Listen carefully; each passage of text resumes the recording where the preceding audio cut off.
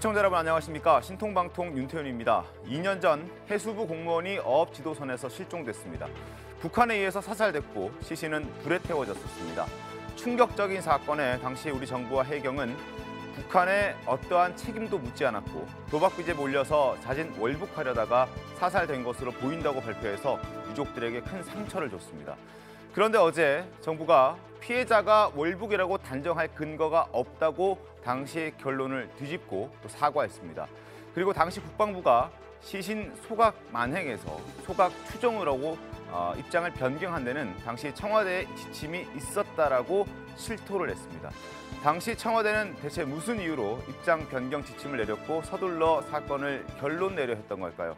분명한 진실 규명이 필요해 보입니다. 김건희 여사 일정도 소개해드리겠습니다. 어제 김건희 여사는 역대 대통령 영부인을 만나는 일정을 소화했습니다. 어제는 고 전두환 전 대통령의 부인 이순자 여사를 예방했다고 합니다. 그리고 김 여사는 지난 14일에 국민의힘 중진 의원들 부인들과도 오찬을 가졌는데요. 김 여사는 이 자리에서 부인들의 노고에 고마움을 전달했고, 그리고 김 여사는 언니라는 호칭을 사용하면서 편안한 분위기를 주도했다고 합니다. 잠시 후에 전문가들과 이야기해보겠습니다. 금요일 신통방통 광고 후에 시작합니다. 잠시만 기다려주십시오. 네, 신통방통 시작하겠습니다. 북측에 의해 사살된 해수부 공무원의 수사 결과가 1년 9개월 만에 뒤집혔습니다. 어제 발표로 또 정치권에서도 파장이 확산되고 있는데요. 관련해서 먼저 신문 살펴보겠습니다. 자, 시신 소각 만행에서 소각 추정으로 입장을 바꿨죠. 지난 2년 전에 이틀 만에 입장을 바꿨는데 알고 봤더니 군의 설명은 이렇습니다. 청와대의 지침을 받아서 말을 바꿨다라고 얘기를 하고 있습니다.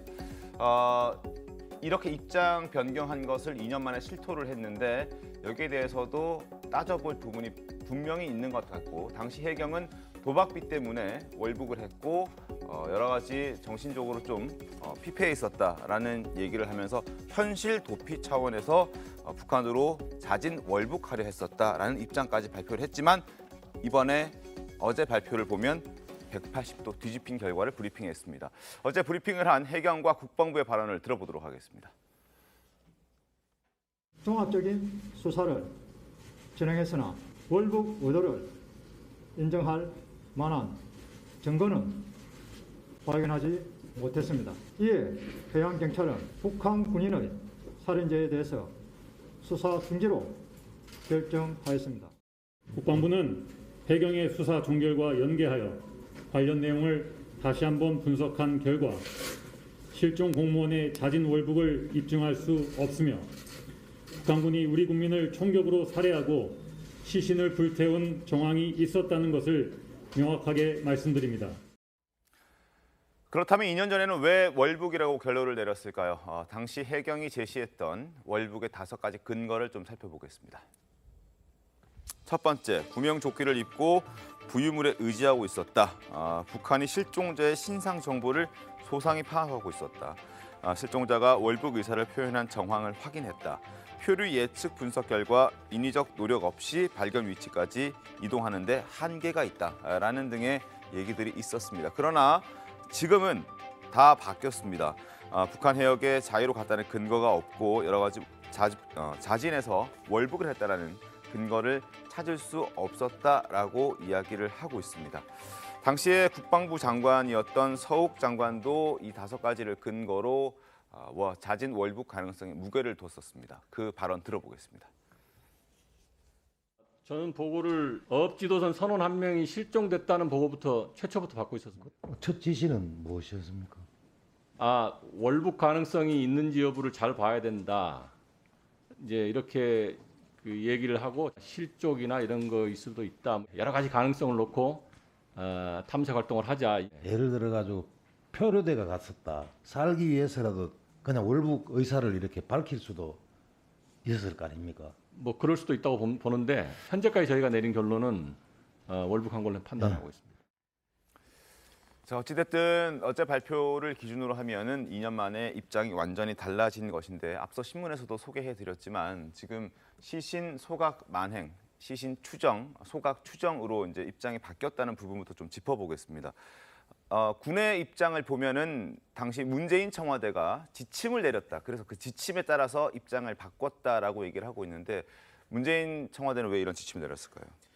아니 예를 들어서 이제 북한군에 의해서 우리 그 해수부 공무원이 사살이 됐다면 그걸 만행으로 이렇게 규탄을 해야 되는 거 아닙니까? 일단은 그렇죠. 자 그런데 그걸 만행으로 규탄했을 때 청와대에서 그거 만행으로 규탄하지 말라. 지금 이런 지침을 받았다는 거 아니에요. 근데 그거는 뭐 이제 북한과의 관계에 의해서 뭐 어떤 일이 있었는지는 잘 모르겠으나 네. 여하튼 당연히 규탄돼야 될 부분이 이제 그 바뀌었다는 부분도 문제가 되고 그럼 저거보다 더 중요한 거는 자 그러면 원래 월북으로 판단을 안 했는데 그런데 청와대의 지침에 의해서 월북으로 판단이 바뀐 것이냐 하는 부분은 또 지침 내용에 있는지 없는지 현재 분명하지가 않아요. 네. 그래서 앞으로도 저게 규명해야 할 부분이 굉장히 많습니다. 네. 그러니까 여기서 제일 중요한 거는 자 국방부가 최초에는 월북의 증거가 별로 없다고 했는데 그러다가 그 며칠 뒤에 그게 바뀌었다는 거잖아요. 네. 9월 24일 날 그렇게 얘기했다가 27일 날 사흘 만에 바뀌었다는 건데 그 중간에 북한에서 그 김정은 국무위원장이 뭐 미안하다 뭐 이런 걸 이제 우리 네, 정부에 네. 밝혔다는 건데 그럼 그 중간에 무슨 일이 있었길래 27일 날 입장이 바뀌었느냐? 이제 여기에 그 월북이라고 판단하는 과정에 혹시 북한과 어떤 그 모종의 무슨 협의가 있었느냐? 뭐 이런 부분이 이제 앞으로 드러나야 될 부분인데 그것도 지금 안 드러나 있잖아요. 그렇죠. 그러니까 저는 이 문제는 지금부터 아마 시작이 돼서 굉장히 오랫동안 진상 규명을 해나가는 과정이 필요하다 이렇게 생각합니다. 청와대 지침과 관련해서 국방부의 이야기를 좀 들어보겠습니다. 북한 당국은 2020년 9월 25일 대남 통지문을 통해 10여 발의 총탄으로 불법 침입자를 향해 사격하였다. 침입자가 타고 있던 부유물은 현지에서 소각하였다라고 주장하였습니다. 국방부는 2020년 9월 27일 청와대 국가안보실로부터 사건 관련 주요 쟁점 답변 지침을 하달받아 시신 소각이 추정되며 정확한 사실 확인을 위해 공동조사가 필요하다고 함으로써 최초 발표에서 변경된 입장을 언론을 통해 설명하였습니다. 네, 한민수 대변인님, 지금 국방부의 이 얘기를 들었는데 사건 관련 주요 쟁점 답변 지침이라고 지금 국방부는 밝히고 있습니다. 그걸 청와대 국가안보실로부터 받았다라고 얘기를 하고 있는데 시신 소각 만행이라는 것도 바뀐 것에 대한 어떤 지침이 있었던 것 같고 최병훈 위원께서 지적해 주셨던 월북이냐 아니냐 이 부분도 주요 쟁점이라고 하면 포함되어 있지 않았을까요? 추정은 해볼 수 있죠. 이런 지침이 당시에 있었는지 제가 잘 기억이 안 나는데 한 1년 9개월 됐으니까 네. 아마 국방부에서 이게 처음 밝힌 거면은 이런 지침이 있었다는 것도 잘 몰랐던 거죠. 근데 이번 거는 좀 전에 나온 것처럼 지금 상당히 뭐 유가족들이 생각하는 뭐 참담함이랄지 이런 거랄지요. 네. 충격은 말할 것도 없고 저부터도 상당히 놀랍습니다. 네. 근데 이게 정권이 바뀐 지 한 달밖에 안 됐어요. 한 달 좀 남짓 넘었는데 같은 정부는 영속하는 거 아니겠습니까? 정권이 바뀌더라도. 그럼 해경이 국방부와 1년 9개월 전 입장에서 지금 다른 판단을 하고 있는 거예요. 네. 본인들은 뭐 당시에도 단정을 하지 않았다고 하지만 누가 보더라도 그때는 사진 월북이라는 뭐 받아들일 수밖에 없는 브리핑을 했습니다. 근데 좀 전에도 우리가 화면에서 봤듯이 당시에 이 A 씨, 이 뭐 피살 공무원께서 뭐 자진월북을 판단하는 정부의 여러 가지 이유를 댔었어요. 네. 근데 그게 아니라고 지금 어제 발표한 거를 보면은 저는 그 또한 좀 선뜻 또 그게 분명한 건가라는 생각이 좀 듭니다. 모두가 그런 지금 생각들을 할 거예요. 그러면 물론 당시에는 왜 이걸 가지고 그렇게 판단을 하고 달라진 게 새로 내놓은 내용이 없습니다. 물론 뭐 앞으로 정부나 어디에서 뭐 재판부가 다시 좀 더 많은 걸 내놓을지는 모르겠습니다만은 현재 내놓은 것만 갖고는 이렇게 판단이 달라진 명확한 근거를 저는 찾지는 못하겠어요. 근데 그때 당시에 근거를 찾은 것 중에 지금 좀 전에 화면도 나오고 국방부 입장을 보면은 아마 우리 국방부가 북한 군 내부에서 이렇게 이루어지고 있는 이 감청 정보가 있었던 것 같습니다. 거기에서 볼 때 월북이라는 단어가 나온 것 같아요. 그리고 그걸 판단으로 이 A 씨의 관계 사진 월북의 가능성이 높다고 판단한 것 같은데 이번에는 또 반박하는 근거 중에 그 첩보만을 믿을 수 없었다고 하면은 도대체 같은 정부에서 아니면 정권은 바뀌었습니다만은 해경과 국방부는 똑같이 영속되어 있는 거 아니겠습니까? 그러면 이렇게 입장을 바뀔 때까지의 명확한 진상을 밝히는 게 맞습니다. 지금 다수의 국민들은 지금 상당히 누구 말이 충격과 맞는 함께 것이죠? 이건 이상한 거예요. 그러니까 이걸 명확하게 진실이 밝혀지고 뭐 진실이 밝혀지는 과정에서 책임 소재도 드러나지 않겠습니까? 알겠습니다. 허은 의원님 어떻게 보셨습니까? 우선은 면목이 없습니다. 어느 정부 간에 모두 다 책임을 져야 된다라는 말씀에는 전 좀 동의하고 싶고 네. 국가의 책임은 국민의 생명 그리고 재산을 보호해 드리는 건데 네. 그 유가족의 마음 어떨까 한 번쯤 생각해 봐야 될 것 같고요. 네. 특히 자제분께서 고3이었고 네. 대학을 진학할 때 아버지의 그 월북 문제 때문에 원하던 곳에 진학을 하지 못했다라는 말씀을 들으니까 더 마음이 아팠었습니다. 네.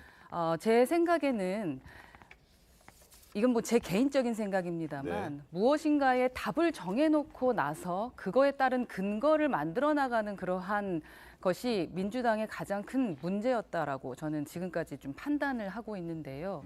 그 월북이라는 자체가 얼마나 그 한 집안에 네. 큰 영향을 미치는지에 대한 생각은 안 했던 것이 아닌가. 그 약자의 입장에 서서 늘 정치를 하겠다라고 하는 민주당 입장에서 그 한 유가족에 대한 생각을 조금 덜 했던 것은 아닌가 싶습니다. 알겠습니다. 지금 해경의 문제도 물론 있을 수 있습니다. 하지만 그렇다면 처음부터 단언적으로 월북이었다라고 말씀하시는 것 또한 맞았나 하는 생각을 좀 하게 되고요. 정부의 입장에서 그리고 입법부의 입장에서 너무나 죄송스럽고 이러한 일은 더 이상 있어서는 안 된다라는 말씀을 좀 드리고 싶습니다. 알겠습니다. 진상 규명, 진실 규명에 지금 나선 그런 시작점이라고 보시면 될 것 같은데 한민수 대변인께서도 말씀해 주셨듯이 2년 전에 해경과 국방부의 입장과 2년 후에 어제 입장이 너무나 차이가 나기 때문에 과연 어떤 것이 맞는지 지금부터 진짜의 진실을 찾아야 될 때라고 생각이 됩니다. 관련해서 신문 보겠습니다. 자, 일단 대통령 기록물이라는 것으로 관련된 내용들이 대부분이 지정되어 있기 때문에 공개할 수 없는 상황입니다. 15년이 흐른 뒤에야 공개를 할 수 있는데 거의 유일한 해법은 국회 동의를 받는 겁니다. 그래서 한겨레 신문도 이게 진상 규명이 반드시 필요하다. 피살 공무원 월북 단정하지 못하겠다라는 그 지금 정부의 입장을 정쟁이 아닌 진상 규명을 위해서 뭔가 초당적으로 협력을 하고 입장을 밝히는데 사실을 찾아 나가는데 여야가 힘을 합쳐야 된다라는 얘기를 하고 있습니다. 정쟁의 소재로 활용되지 않기를 바라지만 규명하는 것은 진상을 규명하는 것은 반드시 필요하다. 그리고 가능한 자료를 공개해야 한다라고 얘기를 하고 있는 상황이기 때문에 대통령 기록물 지정되어 있는 이 자료들을 공개하기 위해서는 반드시 앞서 말씀드린 대로 민주당의 협조가 필요합니다. 손정혜 변호사님, 지금 현재 민주당의 분위기 봤을 때는 협조를 잘 해주지 않을 것 같다는 생각이 들거든요. 우리가 갈래적으로 봤을 때 대통령 기록물에 대한 열람 신청에 대해서 항상 정쟁이 시작되다가 정쟁의 끝은 국가 안보나 보안상의 이유로 공개할 수 없다라는 결론에 이른 경우가 많았습니다. 네. 왜냐하면 이 건만 공개를 해야 된다라는 게 안 되고 그럼 그 건도 공개해보자, 그 건도 공개해보자, 그 건도 공개해보자 논의가 확장이 되기 때문에 결국은 흐지부지 되는 경우가 많았었는데요.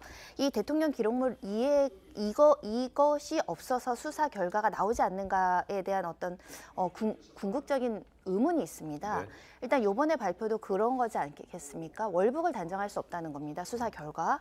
그러면 수사 결과 실족사인지 사고사인지 어떤 경위인지가 밝혀지지 않은 겁니다. 오랜 동안 수사를 했음에도 불구하고 월북도 아니다라는 게 아닙니다. 단정할 수 없다는 거죠. 네네. 그럼 실족사냐? 그것도 단정할 수 없다는 겁니다. 결국은 종전이나 지금이나 마찬가지로 구체적인 경위는 수사 결과에서 확인할 수 없다라는 측면 아니겠습니까? 네. 그 부분에 있어서는 새로운 사실이 발견된 것도 아니고 새로운 증거가 발견된 것도 아닌데 해석을 달리하면서 이렇게 국민한테 발표할 정도로 수사 결과가 믿을 만한가, 철저하게 수사를 했느냐, 그 결과에 대해서 책임질 수 있는 상황에서 이렇게 공개를 하는 것인가에 대한 의문이 남아 있고요. 왜냐하면 일관되게 이야기를 했으면 모르겠지만 중간에 입장이 변경이 되려면 확실한 증거, 새로운 사정 변경이 있어야 되잖아요. 그런 점을 정부기관이 조금 소홀하게 하고 오히려 잘못된 시그널을 주는 거 아닌가, 왔다리 갔다리 한다라는 비판 피하기 어려울 것 같습니다. 네. 그러면 정확한 수사 결과를 기대하기 위해서 대통령 기록물까지 종전에 없었던 갈래를 깨면서까지 이것을 공개해야 될 것이냐.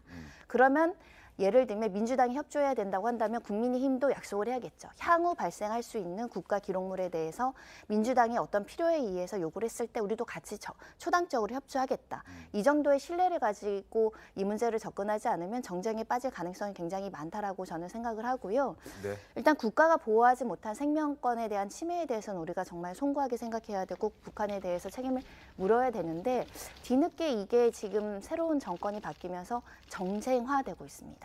지금 아까 허은하 의원님이 민주당이 그렇게 했다고 하지만 거슬러 가시면 정부에서 그렇게 발표를 했죠. 그때 정부에서 그렇게 성급하게 발표할 때 다들 한 목소리로 왜 이렇게 수사가 뭐 초기 시작도 안 했는데 왜 얼북으로 단정하냐 이런 비판이 있었거든요. 그 비판은 굉장히 충분한데 이게 민주당의 책임이냐 국민의힘의 책임이라 흘러서는 유가족들의 아픔이나 정확한 실체 규명이 좀 어렵게 된다라는 점 말씀드리고 싶습니다. 근데 분명한 거는 사실은 월북의 근거라고 했던 5가지 있잖아요. 네. 그거는 다른 사람이 보면 충분히 다 반박할 수 있는 내용이에요. 왜 저게 월북의 근거가 될 수 없다. 그렇지 않습니까? 다 반박할 수 있는 내용이고 그러니까 저거보다 더 결정적인 게 있어야 돼요. 당시 국정상황실장 하던 윤건영 의원이 얘기했잖아요. SI, 특수정보. 그런 것들도 다 종합해서 판단했다 그러면 그 SI에 뭔가가 있어야 돼요. 물론 그거는 공개를 못하죠. 네. 그러나 적어도 나중에 이게 법적인 문제가 됐을 때는 공개가 가능해요. 그런 점에서 본다면 자 민주당이 3분의 2 가까이 지금 뭐 장악하고 있는 건 아닙니까? 그러니까 민주당이 이 부분에 관해서 그 적어도 정쟁으로 흐르지 않도록 할 책임이 상당 부분 있는 것이고 그걸 못 하겠다면 적어도 이게 지금 아마 소송전으로 비화될 가능성이 좀 굉장히 많다고 보는데 이거 보면 저 관할 고등법원장이 수색영장을 발부할 수 있어요. 그러면 대통령 기록물 볼 수 있어요. 네. 그렇죠? 저는 그것까지도 윤석열 정부가 저는 보고 있다고 봐요. 그렇게 돼서 거기까지 가서 진상규명을 하면 왜냐하면 윤석열 정부도 이게 월북이 아니다고 단정한 건 아니에요. 근거를 못 찾았다는 것이지. 그렇기 때문에 지금 자료는 모든 자료는 문재인 정부 사람들이 더 많이 봤을 거예요. 그렇죠? 그런데 그중에 상당 부분을 지금 대통령 기록물로 넘겼단 말이죠. 그러면은 윤석열 정부는 안 넘긴 것만 보고서 또는 이제 동료들 뭐 이런 진술을 근거로 해서 지금 근거를 찾지 못했다고 얘기를 하는 거란 말이죠. 그러면은 정말 확실한 거는 그걸 봐야죠. 그걸 봐야죠. 그건 앞으로 아마 소송 과정에서 저는 관할 고등법원장이 결정할 일이라고 봅니다. 일단 한 말씀 드림 최 의원님 말씀대로 네. 이게 정쟁으로 가지 않고 예전에 이제 노무현 전 대통령의 서해 NLL 발언을 보기 위해서 국가 기록물 열람했던 걸로 제가 기억을 합니다. 상당히 많은 논란이 있었죠. 근데 그 노 전 대통령의 그런 발언이 결국은 없었던 걸로 네. 발견하지 못한 걸로 결론이 났었는데요.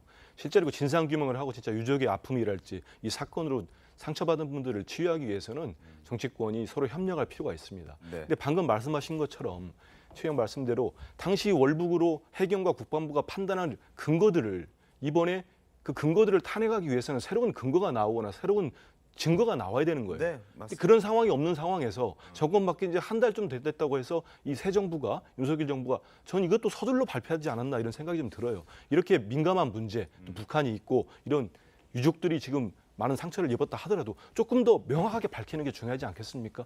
당장 이걸 가지고 그 민주당이나 청와대에 있던 분들은 새롭게 반박하는 거 아니겠습니까? 지금 보면은 윤석열 정부도 국방부가 받던 지금 기밀이라고 하는 그 정보를 확인한 것 같지는 않아요. 확인 못했겠죠. 왜냐하면 기록물로 지정돼 있기 때문에. 네. 그러면 이거를 발표할 때는 월북으로 단정하지 못하겠다고 새롭게 정말 충격적인 내용을 발표를 할 때는 여기에 확실한 근거들이 좀 제시가 됐어야 돼요. 근데 지금 현재로 보면은 예전 근거들을 봤을 때 이거는 좀 부족하다. 이 정도 수준 아니겠습니까? 지금 이전 정부가 했던 발표나 지금 정부가 했던 발표나 모두 좀 미흡하지 않나 이런 생각이 듭니다. 그래서 더더욱이 대통령 기록물을 근데 확인해야 사실 되는 것 아니 그렇죠. 네. 그런데 없는 거를 입증하기는 어렵잖아요. 그렇기 때문에 있는 거를 봐야 되는 거예요. 네. 그게 대통령 기록물이죠. 그렇죠. 그래서 일단 민주당의 협조가 필요하거나 아니면 아까 말씀해 드렸듯이 관할 법원장의 영장 발부가 있어야 가능한데 일단 민주당의 분위기를 한번 느껴보시죠. 목소리 들어보시죠. 권력에 의해서 음모론을 지금 기획을 한 거거든요. 누군가가 이거는 상층부에서 이거는 한번 다시 해봐라라고 하지 않으면은 있을 수 없는 일 아니에요. 이거는 대통령 관심 사안이고 윤석열 대통령이 지시를 해서 해수부가 근거도 없이 발표를 지금 뒤집은 셈이 되는 거고요. 어떤 근거를 대야 돼요. 월북이 아니라는. 그다음에 해수부가 알아서 했느냐. 그게 아니라면은 이거는 일종의 음모 기획이에요. 대통령 기록물을 공개할 것이냐, 아마 치열한 또 다툼이 예상되는 그런 상황인데 정말 진실 규명을 위해서는 좀 한번 열어봐야 되지 않을까 하는 그런 생각도 해봅니다. 자, 그리고 유족들이 사실 당시에 문정부를 향해서 북한 눈치를 보고 있다라고 많이 비판을 했었습니다. 그리고 당시 문재인 대통령은 북한 김정은 위원장의 미안하다라는 공식 사과 통지문이 있었다라고 얘기하면서 더 이상 북한에게 책임을 묻지는 않았습니다. 당시 목소리 한번 들어보겠습니다.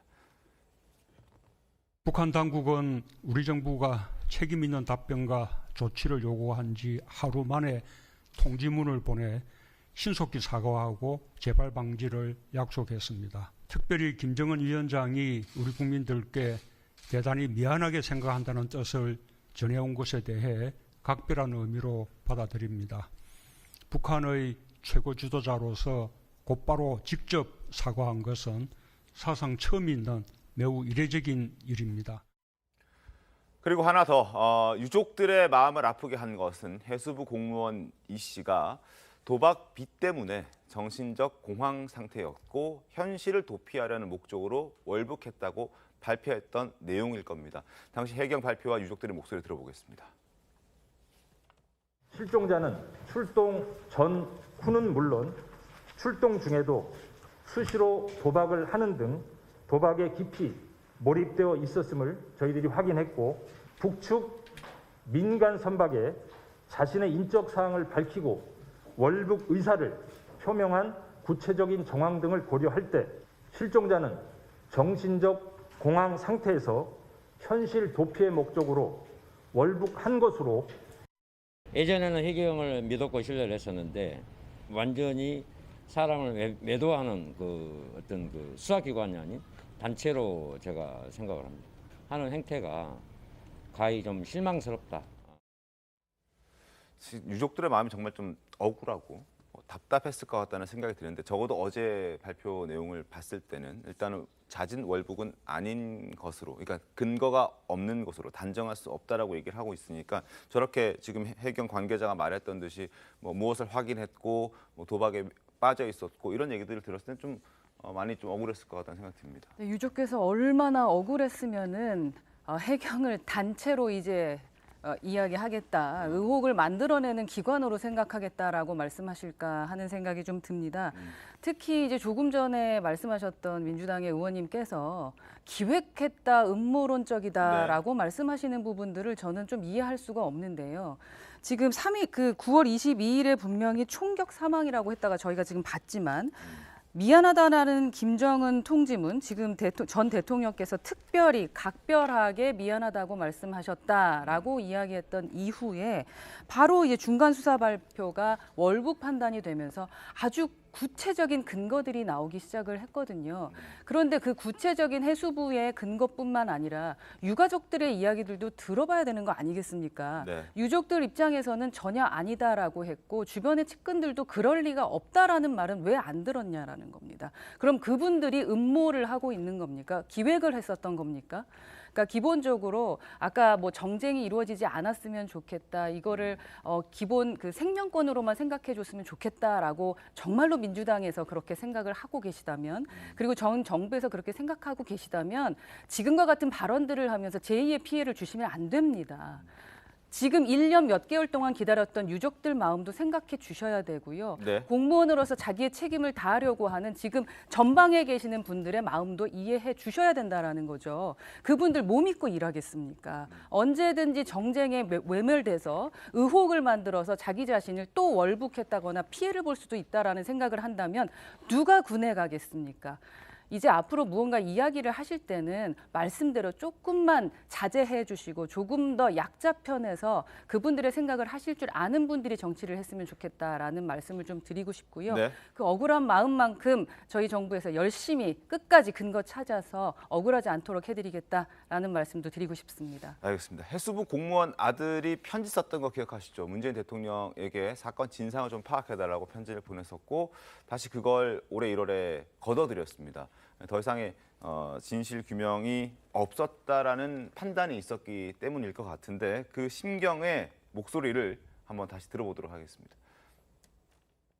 책임을 묻고 명예회복을 위해 직접 숨기겠다고 하셨던 대통령님의 약속은 힘없는 어린 저는 무작정 믿고 기다렸지만 해경의 사생활 파헤치기를 그냥 두고만 보셨고 책임자 처벌로 명예회복도 아무것도 이루어지지 않은 채 저는 작은 희망조차 꺾여 이 나라에 버림받은 기분입니다.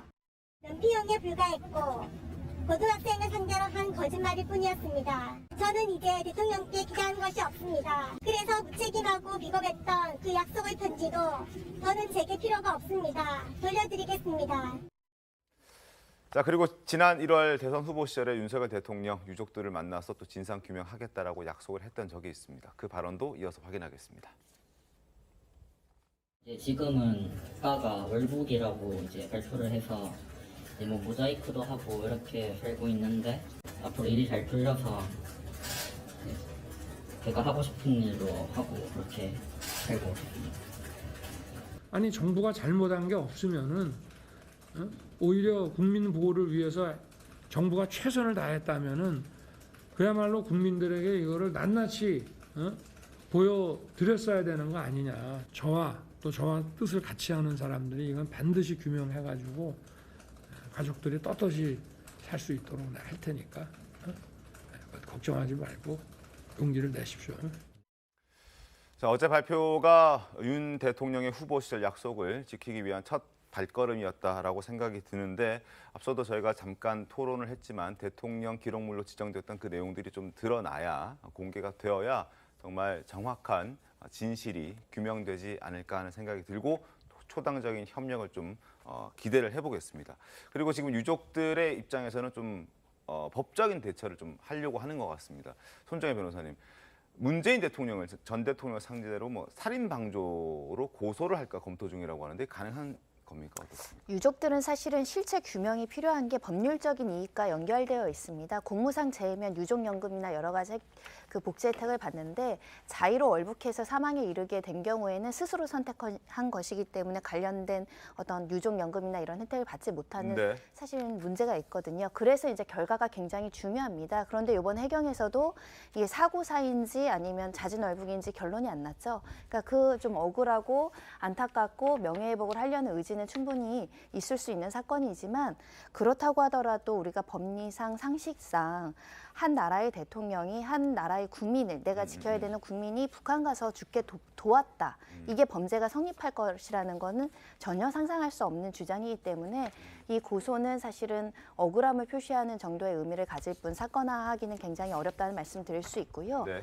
만약에 이제 유가족들이 어떤 배상 책임으로서 국가의 보호 책임이 미흡했다라고 이제 손해배상, 국가배상을 청구하려면 해경에 대한 수사가 이루어져야 되겠죠. 그 당시에 돌이켜 가서 그럼 그때 해경이 또는 국가가 어떠한 조치를 했으면 이 생명을 살릴 수 있었느냐에 대한 인과관계가 입증이 된다면 국가의 그 관리부실 책임, 보호 조치 미흡을 이유로 이제 국가배상을 받을 수 있는데 좀 어려운 숙제죠. 왜냐하면 북한 해역이 우리가 지배 통제할 수 있느냐, 그 당시에 국가가 어떻게 나섰을 때 북한의 행동을 저지할 수 있었느냐라는 법률적인 쟁점이 해소가 돼야 되기 때문에 굉장히 어렵고요.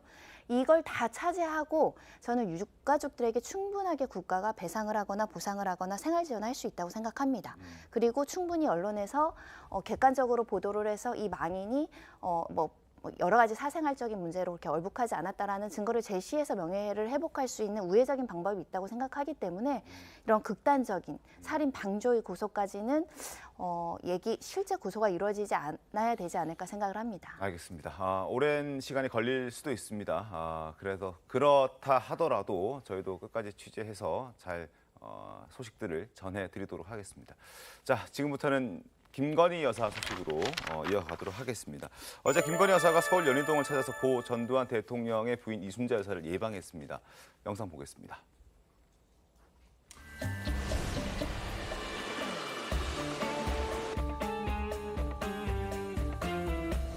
여사님 오늘 대통령 메시지도 가지고 있습니까? 대통령실과 일정 상의하셨습니까?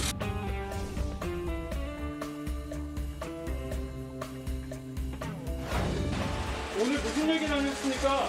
양산에 언제 방문하실 예정이십니까? 수행이랑 불리신 이유도 말씀해 주십시오. 자, 당초 비공개로 하려고 했는데 이제 기자들에게 또 알려지기도 했었고 그래서 결국 이제 화면에 포착이 됐지만 아무 얘기하지 않고 그냥 예방하고 바로 이제 퇴장을 했습니다. 근데 좀 분위기가 달랐던 것은 여러 사람이 함께 했던 그 권양숙 여사 봉화마을 예방 때와는 좀 분위기가 달랐고 그리고 수행하는 인원도 1명이었다라고 얘기를 하더라고요. 그렇죠. 아니 그것도 공식 수행원 1명이었다. 그러니까 이제 그 양산 방문했을 때는 그 의문의 몇 사람들이 있었잖아요. 네, 3사람이 네, 뭐 네. 코바나 콘텐츠 뭐 전무라는 사람도 있었고 뭐 이랬는데 그걸 확 줄였다는 거는 아마 이제 거기서 논란이 빚어지니까 의식했다. 그걸 의식해서 줄였다 이렇게 볼 수 있는 건데 자 그러면 이제 앞으로도 그 뭐 한 차례 이제 전직 대통령 부인이면 더 남았잖아요. 이제 김정숙 여사 방문이 남았습니다. 그때는 과연 어떻게 할 것이고, 그다음에 그뿐만 아니고 앞으로 추가로 이제 김건희 여사가 여러 차례 이제 활동을 할 거란 말이에요. 공개 네, 활동을. 네, 네. 그때도 과연 지금처럼 저렇게 할 것이냐, 아니면 또 다른 논란을 불러일으킬 것이냐 하는 부분이 이제 굉장히 중요한 대목이죠. 그러다 보니까 뭐 제2부속실 설치 얘기도 얘기가 지금 나오고 있고 아니면 전담팀 얘기도 나오고 있는데 제가 뭐 지난번에도 말씀을 드렸지만 기본적으로는 본인이 생각을 바꿔야 돼요. 그렇죠? 그게 굉장히 중요하다고 봅니다. 알겠습니다. 자 그리고 어제 허나 의원님 네. 그 일간지에 올라와 있는 만평에 대한 비판을 좀 하셨던데요. 그 만평 내용 좀 소개 좀 해주실 수 있습니까? 제가 아침에 이제 신문을 보다가 네. 좀 도가 지나친 것 같다라는 좀 생각을 했습니다. 기본적으로 저는 언론의 자유와 표현의 자유에 대해서는 인정하고요. 그 바로 부분에 이 만평인 대해서 거죠. 예, 그 뭐랄까 저희가 간섭하면 안 된다고 생각하는데 지금 만평에서도 보시다시피 여긴 의혹이라는 글까지 직접 쓰셨습니다. 그럼에도 불구하고 현재의 대통령 부인에게 네. 수위까지 입히고 그리고 범죄자로 낙인 찍히는 그림을 그리고 또 셀카를 찍으면서 또 함께 동행했던 분까지 그림을 그려왔던 그 모습들이 좀 인격적인 침해를 하는 것이 아닌가 네. 하는 생각이 들었고요. 문제가 있거나 뭐 이런 부분에 대해서는 얼마든지 자유롭게 비판하시고 문제 제기를 하실 수는 있습니다만 이렇게 범죄자로 확정하는 부분, 예, 현재 대통령 한 달 된 대통령 부인에게 그 수위까지 입히는 것은 좀 도가 지나치다고 생각이 들어서 제가 개인적으로 네. 페북에 글을 써서 좀 비판을 해봤습니다. 알겠습니다. 네. 자 그리고 김건희 여사가 지난 화요일에 14일에 국민의힘 중진 의원 부인들과 회동한 것도 뒤늦게 좀 알려졌습니다. 관련해서 신문 보겠습니다. 자 김건희 여사가 국민의힘 중진 의원의 부인들과 오찬을 했다고 하는데 거기서 이제 오찬을 하면서 선거 과정에서 그 노고에 대해서 어떤 감사함도 표현을 했다고 하는데 이게 이제 어떻게 생각하실지 모르겠습니다만 일단 그 자리에서 김건희 여사보다 나이가 많은 또 부인들도 있었을 테고 뭐 비슷한 또래가 있었을 테고 또 어린 분들도 계셨을 수 있는데 언니들이라는 말을 했다는 겁니다. 이제 여사님 뭐 혹은 뭐 사모님 이렇게 얘기를 하다가 조금 대화를 하면서 뭐 가까워진다는 느낌을 받았는지 어쨌는지 언니라고 했다고 하는데 요거 어떻게 보십니까?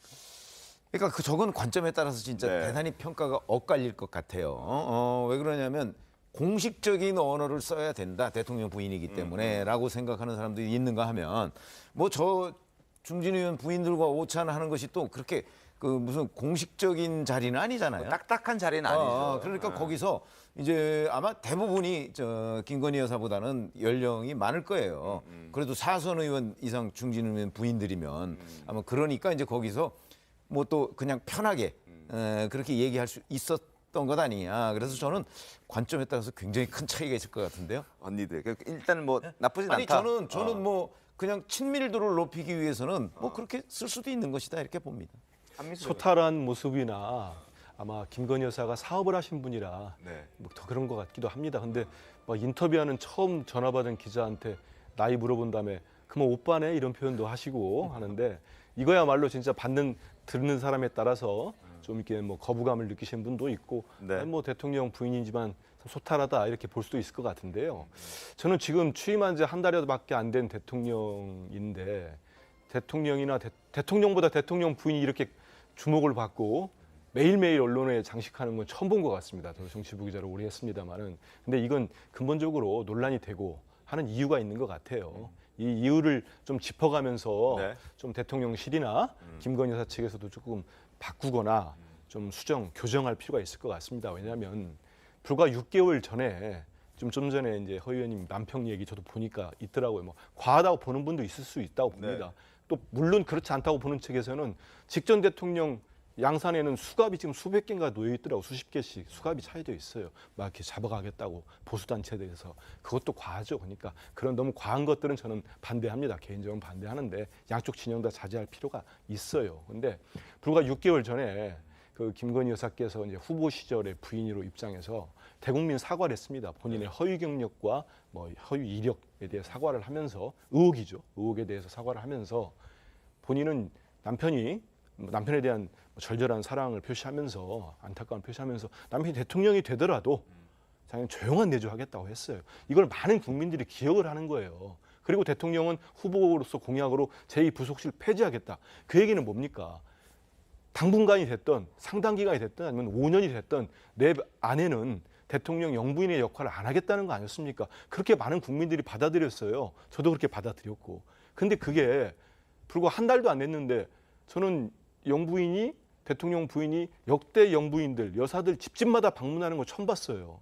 제 기억이 뭐 관례라고 해서 지금 대통령실에서 글쎄요, 저렇게까지 간격이 있었습니까? 물론 청와대에 썼을 때는 영부인들이 초청해가지고 같이 식사도 하고 다과도 했던 건 제 기억이 납니다. 근데 집집마다 간 거는 아마 지금 관자가 없기 때문에 그럴 수도 있을 거라고 봅니다. 네. 하는데 이런 걸 못 봤거든요. 그러면 차라리 지금은 이제 깔끔하게 이제 당시에 그 약속이 뭐 대통령 부인이 어떻게 5년 동안 집에만 있을 수 있겠습니까? 못하면 사과를 하고 대통령도 광화문 집무실 시대는 그냥 얼버무리 넘어갔지만 이거는 이 공약을 못 지킨다. 이제 부속실 폐지 공약 내가 지킬 수가 없게 됐다. 사과를 하고 공식적으로 관리를 받고 자꾸 그러지 않으니까 지인들이 동행하거나 팬클럽에서 사진이 유출되거나 알겠습니다. 유출인지 모르겠습니다. 네. 제가 정말 고언을 하는 겁니다. 안타까워서 제언을 하는 거니까 네. 지금이라도 빨리 교정하는 게 좋을 것 같습니다. 대통령실에서도 그 부분에 대해서 좀 고민을 하고 있는 것 같습니다. 며칠 전에도 저희가 방송에서 설명을 좀 드렸었는데 부속실을 만들지 아니면은 전담팀을 둘지 대통령실 또 윤석열 대통령 모두 딜레마에 빠졌다라는 기사도 소개해드렸는데 아직 그 고민의 결론이 나오지 않은 것 같은데 그 결론이 나오면 저희가 또 확인할 수 있겠죠. 어떻게 대통령실에서 고민의 결론을 낼지 한번 기다려 보도록 하겠습니다. 자, 그리고 윤석열 대통령은 어제 경기도 판교를 찾아갔습니다. 우리 경제에 닥친 이 복합적인 위기를 민간 주도로 극복할 수 있도록 정부가 돕겠다라고 얘기를 했습니다. 윤 대통령의 목소리 들어보겠습니다. 스태그플레이션의 공포가 또 엄습하고 있습니다. 복합 위기에 우리 경제와 또 시장이 불안해하고 흔들리고 있습니다. 어려울수록 또 위기에 처할수록 민간 주도, 시장 주도로 경제의 체질을 완전히 바꿔야 됩니다. 그렇지 않으면 복합 위기를 극복해 나가기가 어렵습니다. 자, 지금 들으신 대로 민간 주도로 하겠다 얘기를 하면서 여러 가지 규제들을 좀 없애겠다라고 얘기를 했습니다. 신문을 봐도 뭐 처음에 집을 구매하는 경우에는 뭐 80%까지 대출을 받도록 하겠고 규제를 하나 만들면 2개의 규제를 아웃시키는 원인 투 아웃 뭐 이런 규제도 만들고 뭐 이런 얘기들이 있던데 뭐 어떻게 좀 보십니까, 하원 의원님께서는? 지금 그 윤석열 대통령, 윤 정부가 기본 계획했던 대로 지금 순서를 밟고 있다라고 생각을 해주시면 좋겠습니다. 네. 처음 최우선으로 생각했던 게 이제 소상공인들에 대한 보상이었고요. 그리고 지금은 이제 경제를 최우선으로 생각을 하고 있기 때문에 그리고 민간 주도를 하겠다라는 것은 여러 번 말씀하셨고 네. 당연히 흘러가야 되는 것이 아닌가 싶습니다. 지금 경제가 너무 어렵잖아요. 어렵기 때문에. 주가도 많이 떨어졌고 물가에 대한 것 때문에도 또 영끌했던 분들에 대한 지금 걱정들이 아주 많으십니다. 이런 부분을 해결하려면 우선 경제를 바라봐야 될 텐데 이 부분에 대해서 뭐 지금 4대 정책 방향도 내놓으셨잖아요. 네네. 기업이 주도하는 것처럼 하자라는 말씀을 해주셨던 것처럼요. 기업에서 가장 중요시 여기는 것은 고객입니다. 네. 고객 중심으로 하는 것처럼 국민을 바라보면서 정말로 민간이 한번 변화하고 혁신해서 이 경제를 일으켜봐라라는 그러한 혁신 방향을 주셨고요. 네. 그리고 기존엔 지금만을 바라보는 것이 아니라 이제 뭐 4, 5년 뒤에 또 대한민국이 어떻게 가야 되는지 그 부분까지 고민하라라는 확실한 숙제를 주셨어요. 그렇습니다. 그래서 어저께 또 저희 당에서도 그 부분에 대한 것들을 뭐 발표하고 네. 정책적으로 백업을 하겠다라는 말씀도 드렸기 때문에 앞으로 차근차근 준비한 대로 진행될 것 같습니다. 알겠습니다. 뭐 법인세도 개편하고 또 근로시간도 유연하게 좀 만들겠다 뭐 이런 얘기들도 많이 했습니다. 과연 어떻게 될지 좀 지켜봐야 될 것 같은데 민주당에서는 일단 비판을 하고 있습니다. 이명박 정부 시즌 2다 이렇게 비판하고 있는데 목소리 들어보겠습니다. 윤석열 정부의 경제 상황 진단과 정책 방향은 첫 단추부터 완전히 어긋나 있습니다. 실패로 끝난 MB 정책 시즌 2를 만들거나 박근혜 정부의 무능한 전철을 제발 밟지 않기를 바랍니다. 과거 이명박 정부 당시의 경제 정책으로 회귀한 것들이 대부분입니다. 이른바 MB 시즌 2를 보는 것 같습니다. 법인세 인하 같은 재벌 대기업 특혜와 부자 감세 정책들로 상차림을 했습니다. 부자 감세라는 저 비판에 오늘 아침 윤석열 대통령 어떻게 얘기했을까요? 들어보시죠. 아이노믹스에 대해서 부자 감세라는 비판을 일고 있는데 어떻게 설명해 주시죠? 그럼 하지 말까?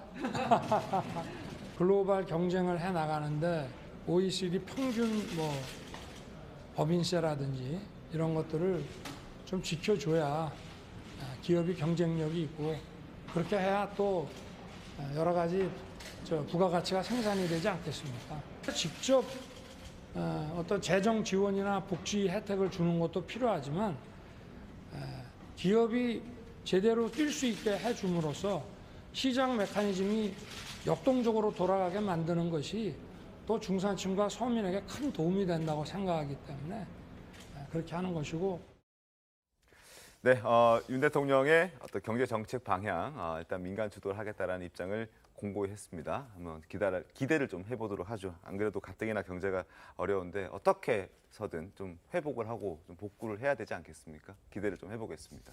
그리고 경찰이 백현동 아파트 이재명 의원에 대한 의혹 굉장히 수사를 강하게 드라이브를 걸고 있다는 얘기를 좀 할 텐데 어제도 저희가 속보로 전해드렸습니다.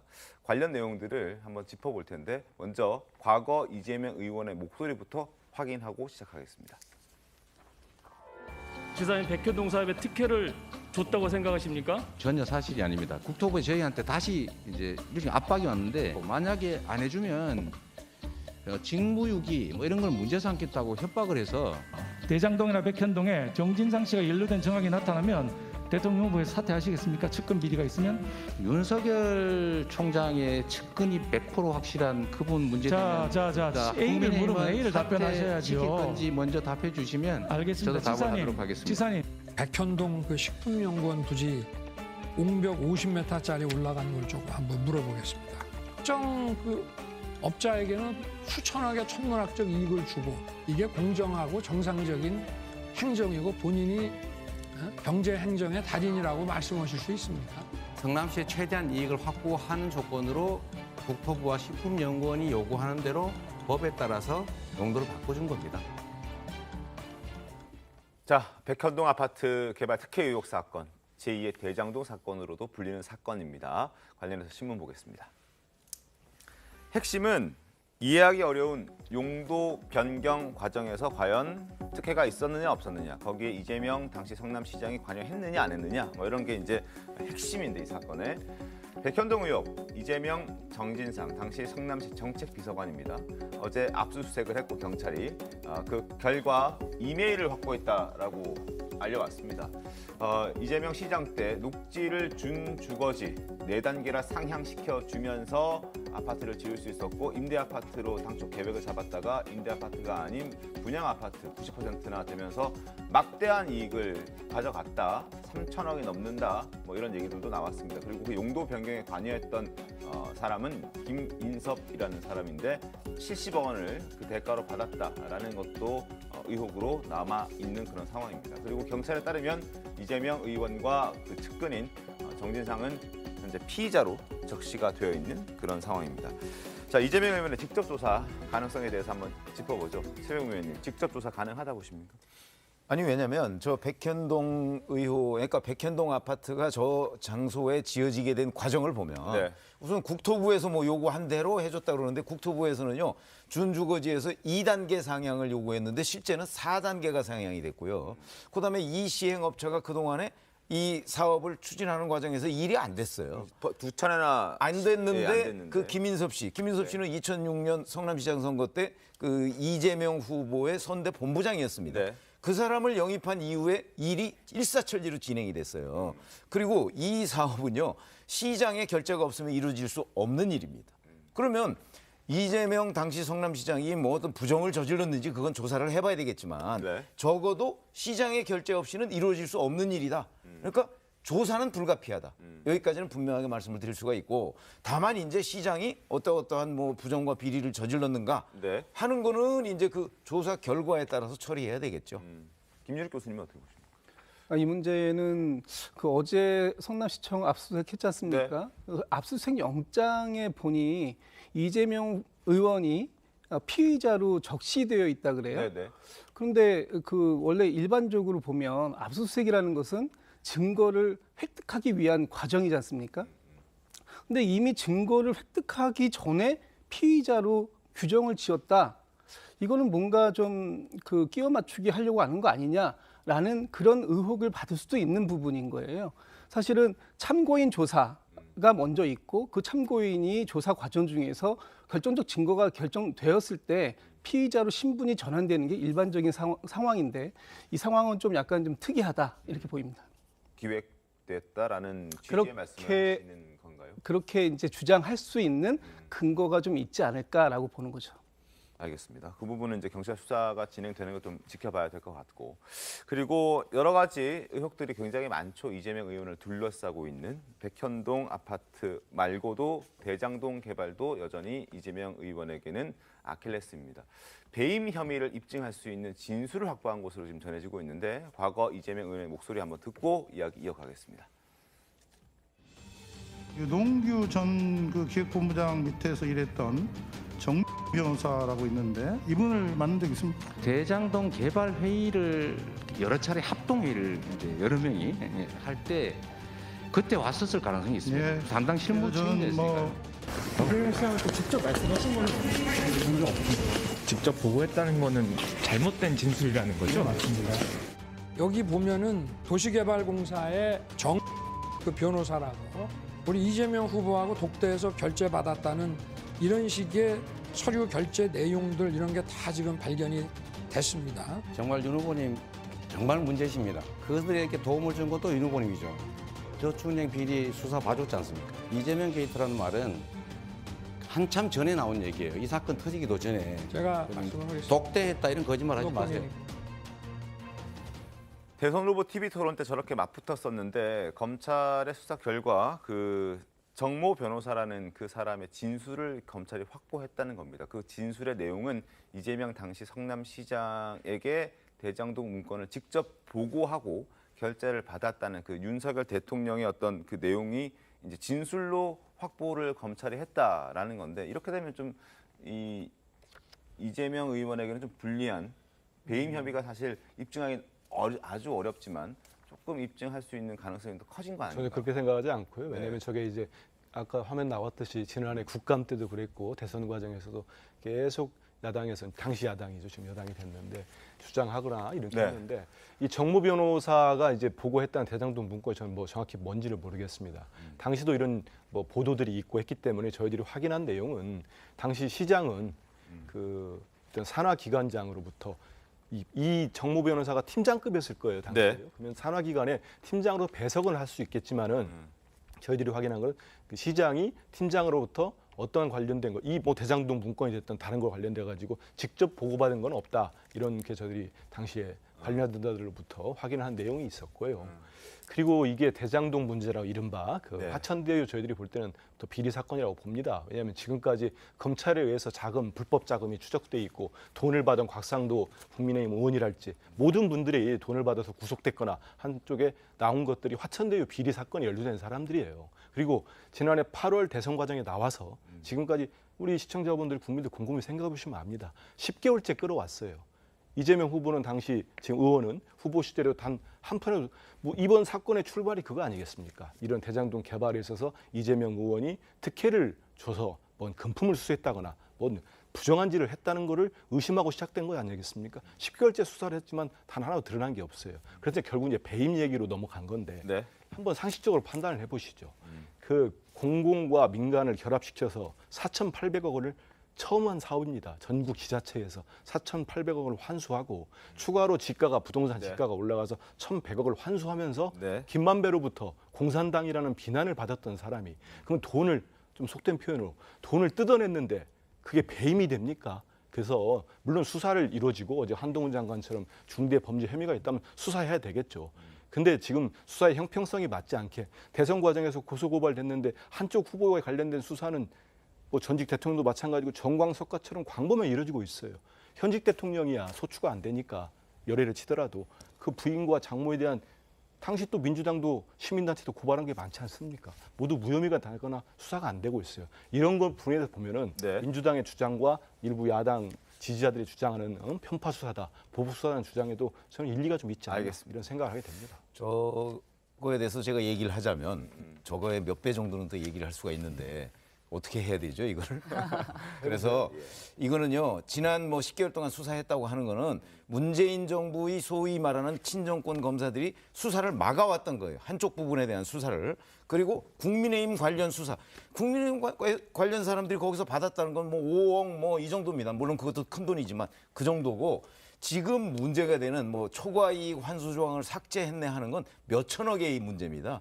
본질의 문제입니다. 본질에. 그렇기 때문에 이걸 여기서 더 이상 얘기를 안 할 거고 한번 수사 지켜보시죠. 네, 지켜보도록 하겠습니다. 어쨌든 민주당에서는 기획수사다 이렇게 얘기를 하고 있는데 민주당 이수진 의원의 목소리 들어보겠습니다.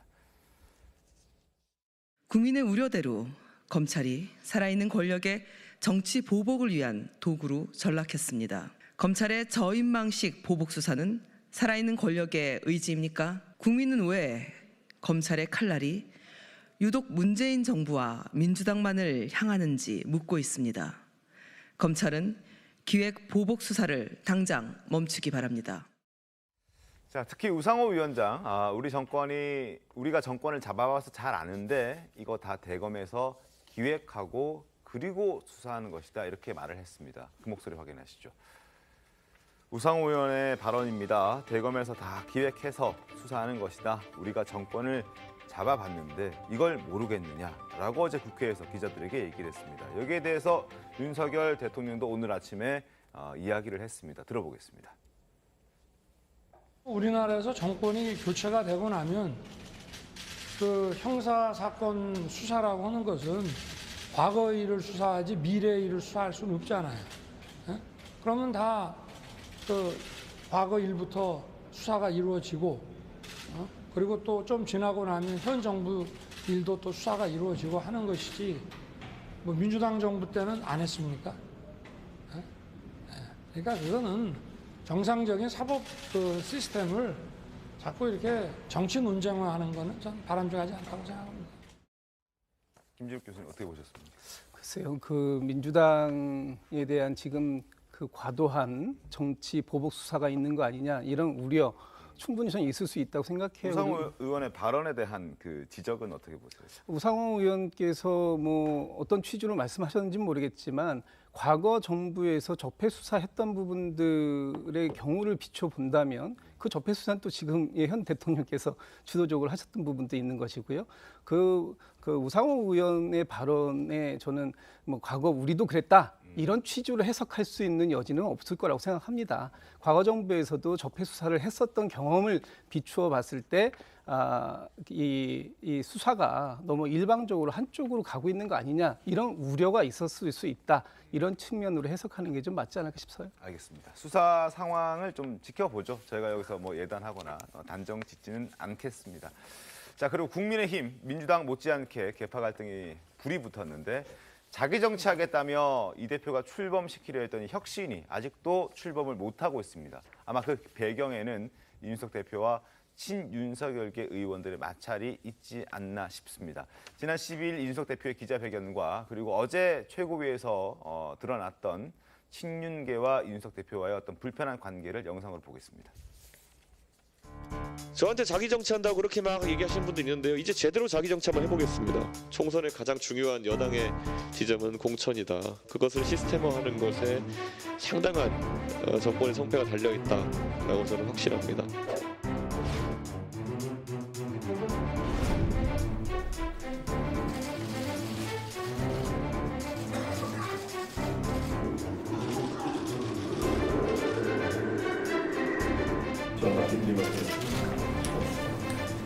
여기 있는 어느 누구도 자기 정치를 위한 그러한 어떤 의도를 혁신에 담지 않겠다. 당내 건전한 조직으로서 역할할 수 있도록 저희가 많이 보조하겠다라는 그런 약속을 다시 한번 드립니다.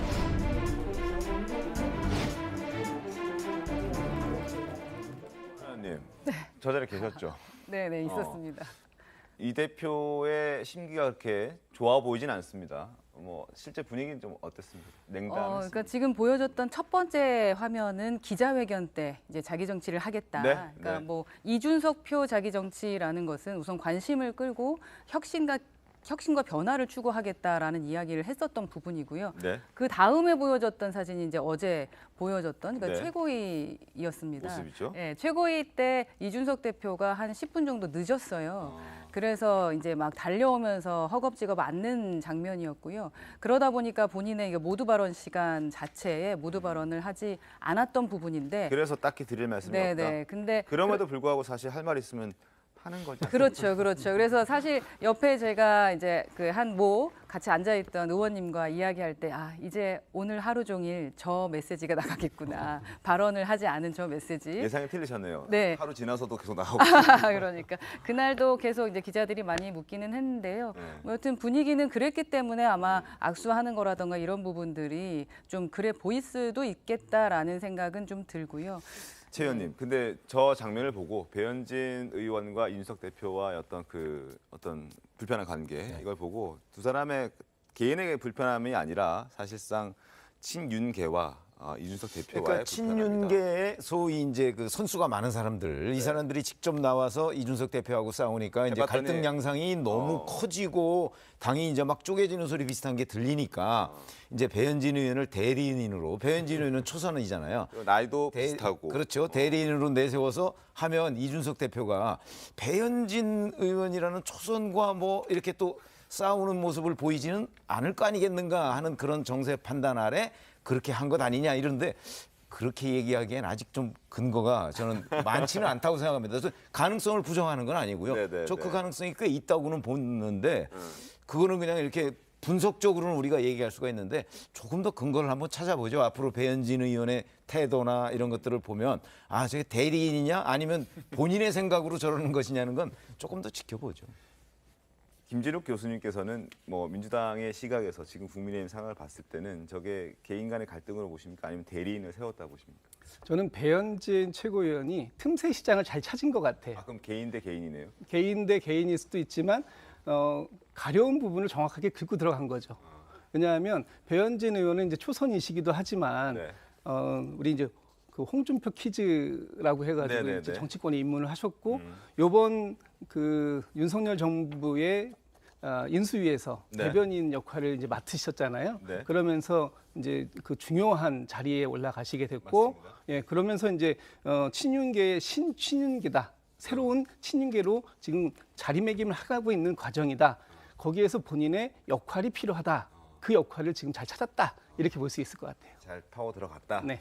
알겠습니다. 대리인보다는 개인 소신 그러니까 쪽에 지금 개인으로 얘기를 하시는 양쪽의 이해관계가 맞은 것 같은데요. 지켜보도록 근데 뭐 하겠습니다. 대통령께서는 사실은 저희가 티격태격하는 거 별로 좋아하지 않으시거든요. 물론 그렇겠죠. 당내에서. 잡음이 있는 건 싫어요. 진정한 친윤이 되려면 이렇게 큰 소리가 나지 않는 게 아마 더 좋을 겁니다. 친윤은 아니다. 이렇게. 진정한 친윤이 되고 싶다면.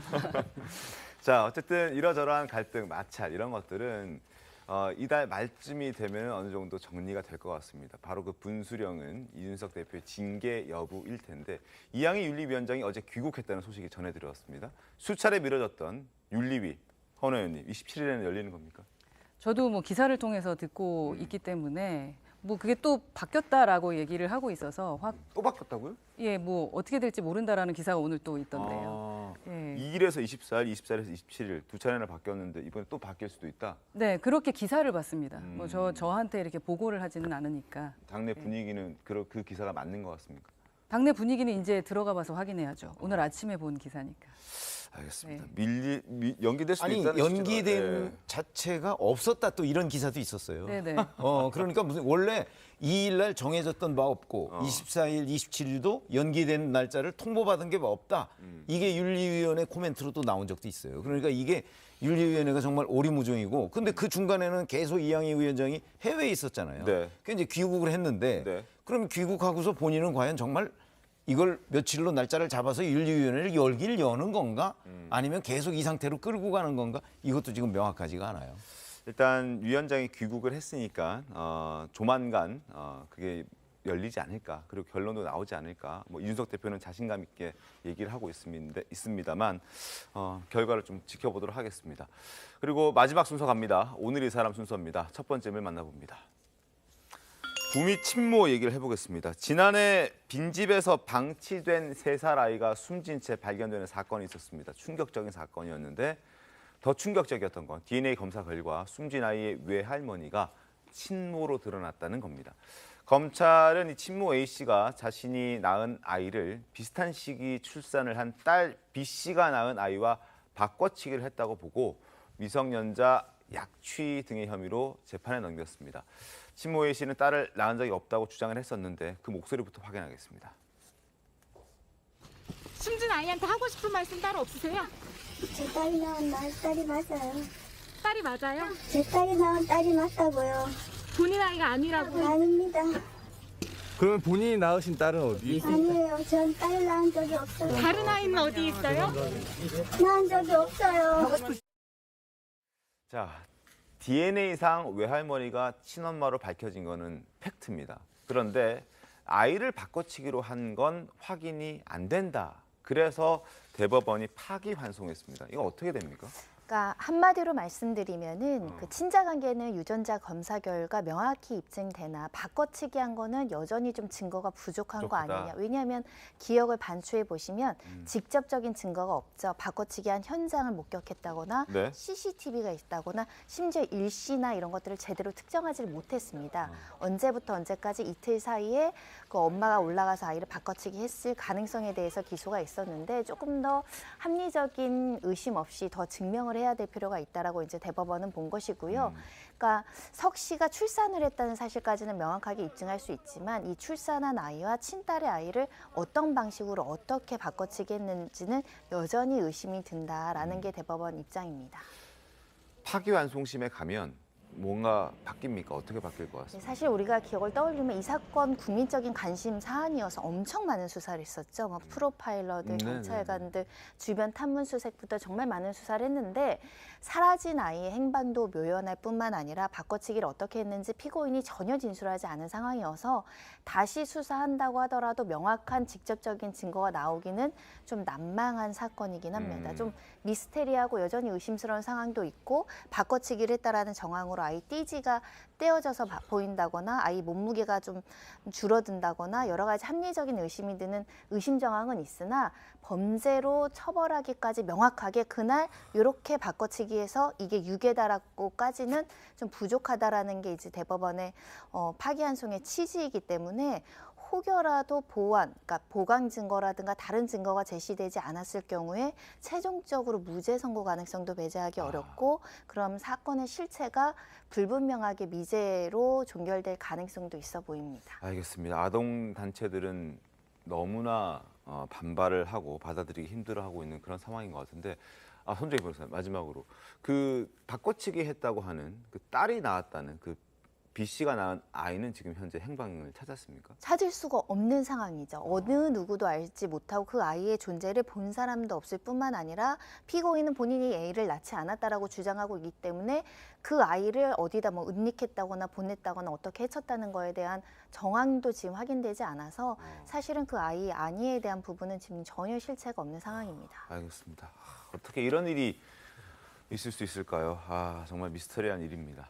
두 번째 인물 만나보겠습니다. 두 번째 인물은 가수 싸이입니다. 자, 최근 가수 싸이가 흠뻑쇼 공연을 좀 이제 원래부터 좀 많이 했었죠. 근데 이게 논란의 대상이 되고 있습니다. 흠뻑쇼가 어떤 건지 공연 때 모습 잠깐 보겠습니다.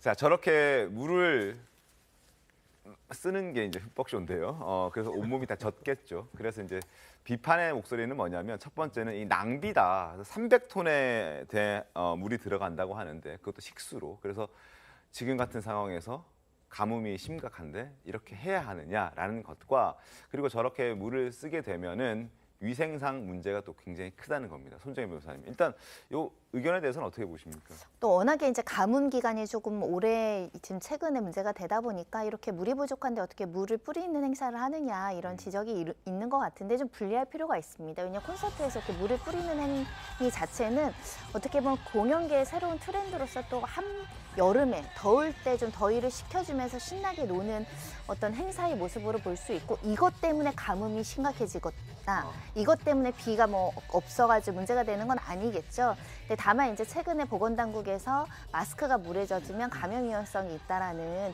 위생상의 문제는 지적이 돼서 이 부분을 어떻게 해소할지는 좀 고민이 좀 필요한 부분이긴 한데요.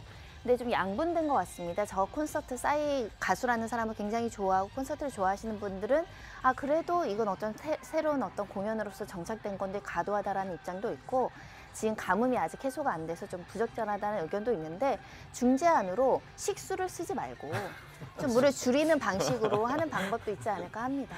알겠습니다. 정치적 사안만 시각이 다른 게 아니고요. 저는 이건 좀 미루는 게 낫지 않나 싶습니다. 코로나 또 문도 있고 하니까. 예, 일단 좋아하시는 분들은 또 취소되는 걸 싫어할 테고 뭐 이런 차이점이 있을 텐데 한번 지켜보도록 하죠. 네, 잠시 뒤에 돌아오겠습니다. 네, 오늘 준비한 신통방통 여기까지입니다. 저는 다음 주 일주일 동안 휴가를 갑니다. 그래서 이상목 부장께서 다음 주 일주일은 대신 신통방통을 진행해 주실 겁니다. 저는 다다음 주에 더 신통하게 돌아오겠습니다. 고맙습니다.